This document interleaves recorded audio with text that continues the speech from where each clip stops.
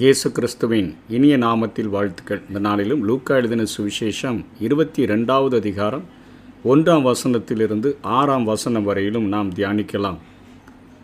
பஸ்கா எண்ணப்பட்ட புளிப்பில்லாத அப்ப பண்டிகை சமீபமாயிற்று. அப்பொழுது பிரதான ஆசாரியரும் வேதபாரகரும் அவரை கொலை செய்யும்படி யோசித்து ஜனங்களுக்கு பயப்பட்டபடியினால் எவ்விதமாய் அப்படி செய்யலாம் என்று வகை தேடினார்கள். அப்பொழுது 12 ஒருவனாகிய ஸ்காரியோத் என்னும் மறுபெயர் கொண்ட யூதாசுக்குள் சாத்தான் புகுந்தான். அவன் பிரதான ஆசாரியரிடத்திலும் சேனை தலைவர்களிடத்திலும் போய் அவரை காட்டிக் கொடுக்கும் வகையை குறித்து அவர்களோடே ஆலோசனை பண்ணினான். அவர்கள் சந்தோஷப்பட்டு அவனுக்கு பணம் கொடுக்க உடன்பட்டார்கள். அதற்கு அவன் சம்மதித்து ஜன கூட்டமில்லாத வேளையில் அவரை அவர்களுக்கு காட்டிக் கொடுக்கும்படி சமயம் தேடினான்.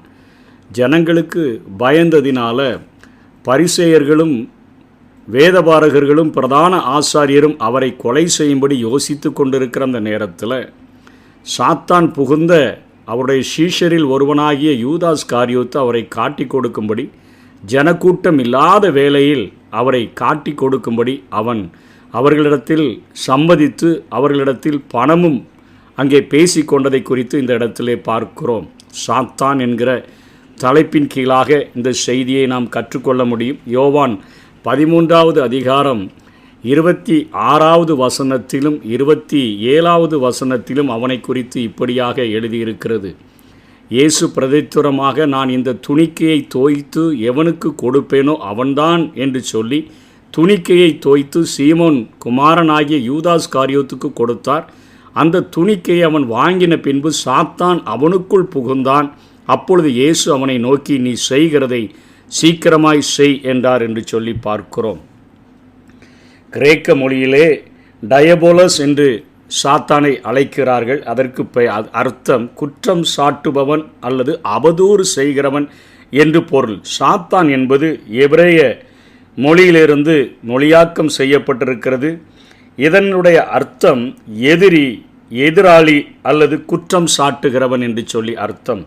இவன் தேவனுக்கும் மனிதனுக்கும் மிகப்பெரிய எதிராளியாக இருக்கிறான். அவன் முதலில் ஒரு பரிசுத்தமான வல்லமை நிறைந்த தேவதூதனாக இருந்தான் என்றும் பாவத்தினால் பிசாசாக மாறினான் என்றும் தெளிவாக நாம் ஏசாயா 14வது அதிகாரம் 12ஆம் வசனத்திலிருந்து 15ஆம் வசனம் வரையிலும், எசேக்கியேல் 28வது அதிகாரம் 12வது வசனத்திலிருந்து 17ஆம் வசனம் வரையிலும் கற்றுக்கொள்ள முடியும். 3 மிகப்பெரிய தலைமைத்துவம் வாய்ந்த தூதர்கள் ஆண்டவரால் உண்டாக்கப்பட்டிருந்தார்கள். அதிலே மிகாவேல் அவன் யுத்தங்களை நடத்துகிறவனாக, பாதுகாப்பதற்காக ஆண்டவரால் உண்டாக்கப்பட்டவன். அவனுக்கு கீழாக ஒரு மிகப்பெரிய ஒரு தூதர் கூட்டமே இருந்தது. காபிரியேல் அவர் ஒரு மெசேஞ்சர். ஆண்டவருடைய வார்த்தைகளை யாருக்கு அறிவிக்க வேண்டுமோ அதிலே அவர் தலைமை பொறுப்பில் இருந்தார். அவருக்கு கீழாக ஒரு தூத சேனை கூட்டம் இருந்தது. அதே போல வடபுறத்தில் உள்ள ஆராதனை கூடத்திலே வீற்றிருந்தவன் தான் லூசிஃபர். சாத்தான் பழைய பாம்பு என்று சொல்லி அழைக்கப்படுகிறான். பிசாசானவன் என்று சொல்லி மத்தேயு 4:1 பிசாசுகளின் தலைவனாகிய பெயல்செபூல் என்று சொல்லி மத்தேயு 12:24 பொல்லாதவன் என்று சொல்லி யோவான் 17:15 உலகத்தின் அதிபதி என்று சொல்லி யோவான் 12:31 இப்பிரபஞ்சத்தின் தேவனானவன் என்று 2 கொரிந்தியர் 4:4 ஆகாயத்து அதிகார பிரபு என்று சொல்லி எபேசியர் 2:2 பழைய பாம்பாகிய பெரிய வலு சர்ப்பம் என்று வெளிப்படுத்தல் 12:9 அவனை காண முடியும். அவன் என்றைக்கு உன்னதத்திற்கு ஏறுவேன், உன்னதமானவருக்கு ஒப்பாவேன் என்று சொல்லி தன்னுடைய இருதயத்தில் ஒரு மேட்டுமையை பெருமையை நினைத்தானோ, அவனோடு கூட சேர்ந்தவர்களும் இங்கே கீழே தள்ளப்பட்ட பொழுது அவன் சாத்தானாக மாறினான், எதிரியாக மாறினான், எதிராளியாக மாறினான், குற்றம் சாட்டுகிறவனாக மாறினான், அவதூறு செய்கிறவனாக அவன் மாறிவிட்டான் என்று சொல்லி நாம் வேதத்திலே நாம் கற்றுக்கொள்ள முடியும். இன்றைக்கு சாத்தானால அவன் செய்கிற காரியங்களை குறித்து நாம் கற்றுக்கொண்டு அவனை ஜெயிப்பதற்கான வழிகள் என்ன என்கிற காரியத்தையும் நாம் கற்றுக்கொள்ள முடியும். இங்கே 12 சீஷர்களில் ஒரு சீஷனுக்குள் சாத்தான் புகுந்த பொழுது அந்த முழு ஆதிக்கத்தையும் அவன் தன்னுடைய கண்ட்ரோலுக்குள்ள யூதாஸை கொண்டு வந்த பொழுது அவன் என்ன செய்தான் என்கிற காரியத்தையும் நாம் கற்றுக்கொள்ள முடியும். அவன் தன்னால் இயன்றவரை எவரையும் அழிக்க அவன் ஆயத்தமாக இருக்கிறான் என்பதை நாம் தெளிவாக புரிந்து கொள்ள வேண்டும். அங்கே யூதாசை அவன் தூண்டிவிட்ட பொழுது, அவனுக்குள் சாத்தான் புகுந்த பொழுது, அவன் திருடனாய் இருந்தபடியினால, பணப்பையை சுமக்கிறவனாக இருந்தபடியினால, முழுமையாய் ஆண்டவரிடத்தில் அன்பில்லாதவனாய் இருந்தபடியினால, பணத்தின் மேல ஆசை கொண்டு அவன் சாத்தானுக்கு இடம் கொடுத்த பொழுது, சாத்தான் அந்த பணத்தை பெற்று அவனை நிம்மதியாய் வாழ வைக்கவில்லை. அவன் அந்த காசை எரிந்துவிட்டு நாண்டு கொண்டு செத்தான் என்று சொல்லி பார்க்கிறோம். திருடன் திருடவும் அழிக்கவும் கொல்லவும் வருகிறானே அன்றி அவன் வேறொன்றுக்கும் வரான். நானோ அவைகளுக்கு ஜீவன் உண்டாயிருக்கவும் பரிபூரணப்படவும் வந்தேன் என்று இயேசு சொல்லுகிறாரே. இங்கே சத்ருவானவன் இப்படிப்பட்ட காரியத்தை முதலிலே மனிதர்கள் மத்தியிலே செய்கிறவனாக இருக்கிறான். அவன் தன்னால் இயன்றவரை எவரையும் அழிப்பதற்கு அவன் ஆயத்தமாக இருக்கிறான். அதற்கு ஒரு அருமையான எடுத்துக்காட்டு யூதாசை நாம் பார்க்க முடியும். அதனைத் தொடர்ந்து மனிதர்களை துன்பப்படுத்தவும் வேதனைப்படுத்தவும் சாத்தானால முடியும் என்று சொல்லி நாம் பார்க்க முடியும். யோபு 1ஆம் அதிகாரம் 12ஆம் வசனத்திலிருந்து 19ஆம் வசனம் வரையிலும் பார்க்கும் பொழுது, அங்கே யோபு அத்தனையாய் ஆசீர்வதிக்கப்பட்டிருக்கிறான். அவனுடைய குடும்பத்தை அத்தனை நாசம் செய்கிறதே நாம் பார்க்கிறோம். சபேயர் வந்து அப்படின்னு சொல்லி அங்கே தொடங்கப்படுகிறது. எருதுகள் உழும்பொழுது வேலையாட்களை சபேரியர்கள் வெட்டி போட்டுட்டு அந்த எருதுகளை ஓட்டிக்கொண்டு சென்று விட்டார்கள். அதனோடு கூட இருந்த கழுதைகளையும் சாய்த்து கொண்டு போனார்கள் என்று சொல்லி, ஒருவன் மாத்திரம் நான் மீதி இருந்து உமக்கு இதை அறிவிக்க வந்தேன் என்று யோபுவுக்கு சொல்லுகிறான். வசனம் 16 வானத்திலிருந்து அக்கினி விழுந்து ஆடுகளையும் வேலையாட்களையும் சுட்டெரித்து போட்டது, நான் ஒருவன் மாத்திரம் மீதி இருந்து உமக்கு அறிவிக்க வந்தேன் என்று சொல்கிறான். கல்தேயர்கள் ஒட்டகங்கள் மேல் விழுந்து அவைகளை ஓட்டி கொண்டு போனார்கள். வேலைக்காரர்களை பட்டயத்தினால் வெட்டினார்கள். நான் ஒருவன் மாத்திரம் மீதி இருந்து உமக்கு நான் அறிவிக்க வந்தேன் என்று சொல்கிறான். வசனம் 18, 19 மூத்த குமாரன் வீட்டில் விருந்து நடந்து கொண்டிருந்தது. வனாந்திர வழியாய் ஒரு பெரிய காற்று வந்து வீட்டின் 4 மூலைகளிலும் அடிக்க அது பிள்ளைகளின் மேல் விழுந்ததினால் அவர்கள் இறந்து போனார்கள். நான் ஒருவன் மாத்திரம் மீதி இருந்து இதை அறிவிக்க வந்தேன் என்று சொல்லி ஒரே நாளில் அங்கே யோபுவினுடைய குடும்பத்தையும் அவனுடைய சொத்துக்களையும் சர்வ சங்காரம் பண்ணிவிட்டதை நாம் இங்கே வேதத்தில் நாம் பார்க்கிறோம். யோபு 2ஆம் அதிகாரம் 6, 7 உள்ளங்கால் தொடங்கி அவன் உச்சம் தலை மட்டும் கொடிய பற்களினால் அவனை வாதித்தான் என்று பார்க்கிறோம். கொடிய பருக்கள், கொடிய புண்களினால் அவனை வாதிக்கிறான். அங்கே யோபு ஒரு ஓட்டை எடுத்து சொரிந்து கொண்டு உட்காருகிறதை பார்க்கிறோம். ஆகவே முதல்ல ஏண்டவரை அழிக்க நினைக்கிறான். இல்லை என்று சொன்னால் ஆண்டவரிடத்தில் உத்தரவை கேட்டுக்கொண்டு மனிதரை துன்பப்படுத்தவும் வேதனைப்படுத்தவும் அவன் துணிந்து விடுகிறான். லூக்கா 13:16 இதோ சாத்தான் 18 வருஷமாய் கட்டியிருந்த ஆபிரகாமின் குமாரத்தி என்று இயேசுவே சொல்லுகிறதை பார்க்கிறோம்.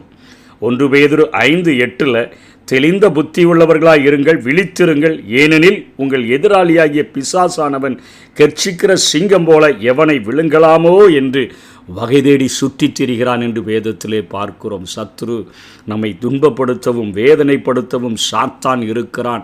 அவன்தான் பிசாசுகளின் தலைவன், அவன்தான் பொல்லாதவன், அவன்தான் உலகத்தின் அதிபதி, அவன்தான் இப்பிரபஞ்சத்தின் தேவனானவன், அவன்தான் ஆகாயத்து அதிகார பிரபு, அவன்தான் பழைய பாம்பாகிய பெரிய வலு சர்ப்பம் என்றெல்லாம் வேதத்திலே அவன் சொல்லப்படுகிறதை நாம் பார்க்கிறோம். 2வது, பிறர் தன்னை வணங்க வேண்டும் என்றும் போற்ற வேண்டும் என்று சாத்தான் விரும்புகிறான். அதனால தான் ஆண்டவர் திரித்துவோன்னு சொல்லி பிதா குமாரன் பரிசுத்த ஆவியானவர் என்று சொன்னால் அவனும் சொல்லிவிடுகிறான். அவனும் சாத்தான் அல்லது லூசிஃபர் என்று தன்னை அடையாளப்படுத்துகிறான். மிருகம் என்று சொல்லி அடையாளப்படுத்துகிறான். கள்ள தீர்க்கதரிசி அவனும் ட்ரினிட்டியை அவனும் எடுத்து பயன்படுத்துகிறதை பார்க்கிறோம். ஆண்டவருக்கு ஆராதனைகளில் அத்தனை பிரியம் என்று சொன்னால் ஜனங்கள் தன்னை ஆராதிக்க வேண்டும், தன்னை தொழுது கொள்ள வேண்டும், தனக்கு பலி செலுத்த வேண்டும் என்கிறதிலே அவன் அத்தனை கரிசனை உடையவனாக இருக்கிறான். திருத்துவத்தின் 2வது நபராகிய இயேசு கிறிஸ்து மனித அவதாரம் எடுத்து இந்த பூமியில் வந்தபொழுது அவரிடத்தில் கேட்கிறான். மத்தேயு 4:9 நீர் சாஷ்டாங்கமாய் விழுந்து என்னை பணிந்து கொண்டால் இவைகளை எல்லாம் உமக்கு தருவேன் என்று சொன்னான். இன்றைக்கு தேவகுமாரனையே பணிந்து கொள்ளும்படியாக அவரிடத்தில் கேட்டவன் இன்றைக்கு மனுக்குலத்தை வஞ்சித்து வைத்து தன்னை தொழுது கொள்ளும்படியாக இந்த உலகத்தில் அநேக படித்தவர்களையும் பட்டம் பெற்றவர்களையும் ஞானம் படைத்தவர்களையும் ஞானிகளையும் அவன் மாற்றி வைத்திருக்கிறதை நாம் பார்க்க முடியும்.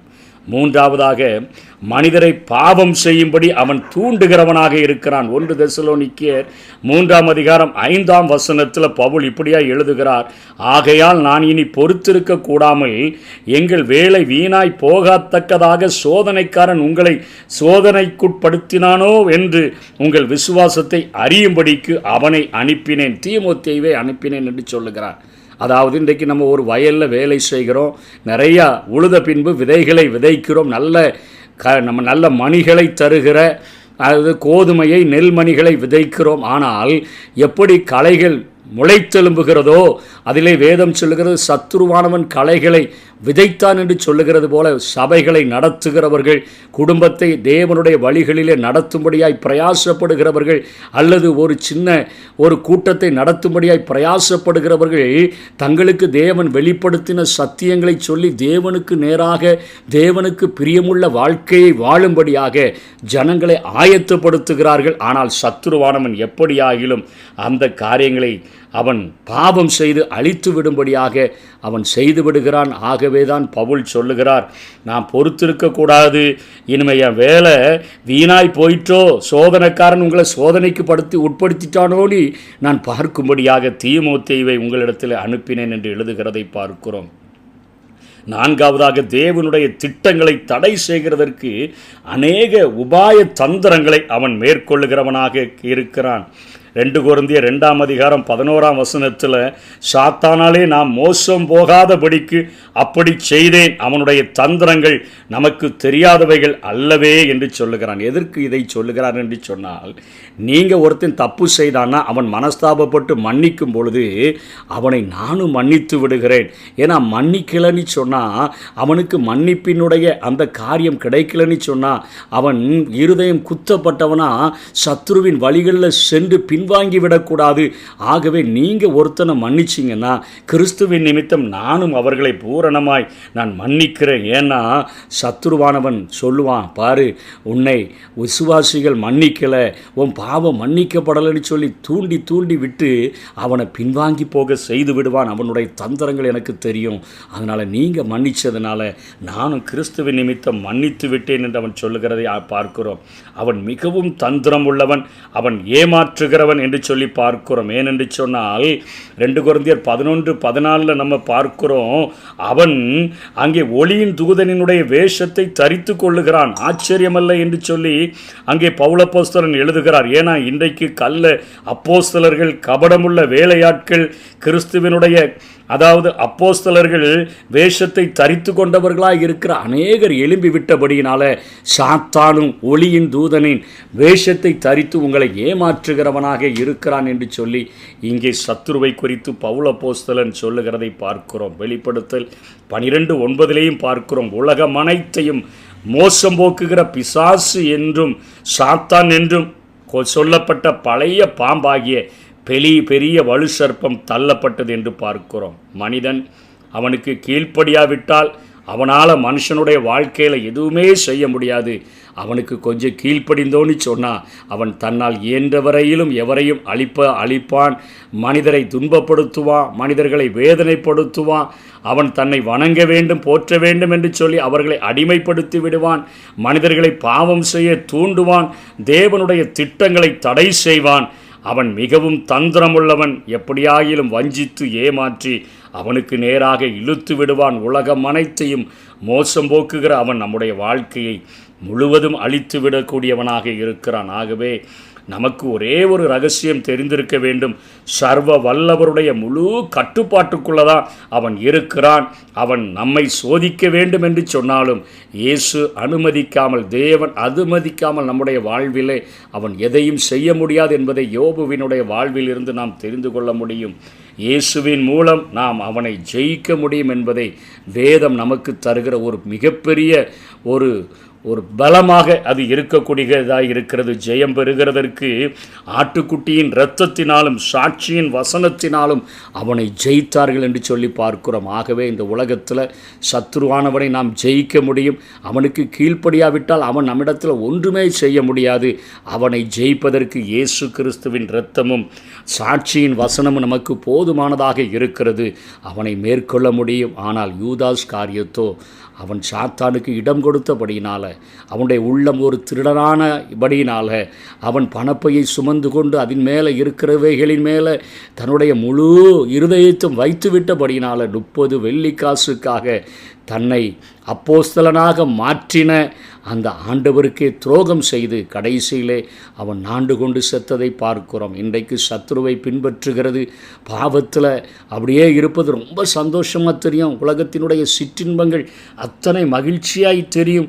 ஆனால் முடிவிலே அது நமக்கு ஒரு நித்திய மரணத்தை, ஒரு நித்திய ஆக்கினையை கொடுக்கக்கூடியதாக இருக்கும். ஆகவே ஆண்டவருக்கு கீழ்ப்படிந்து அவருடைய வழிகளிலே நடப்போம். கர்த்தர் தாமே நம்மை ஆசீர்வதிப்பாராக. ஆமென். சாத்தானின் அதிகாரமெல்லாம் என் நேசர் பறித்து கொண்டார். சாத்தானின் அதிகாரமெல்லாம் என் நேசர் பறித்து கொண்டார். சிலுவையில் அறைந்து விட்டார், சிலுவையில் அறைந்து விட்டார், காலால் மிதித்து விட்டார், இயேசு காலால் மிதித்து விட்டார்.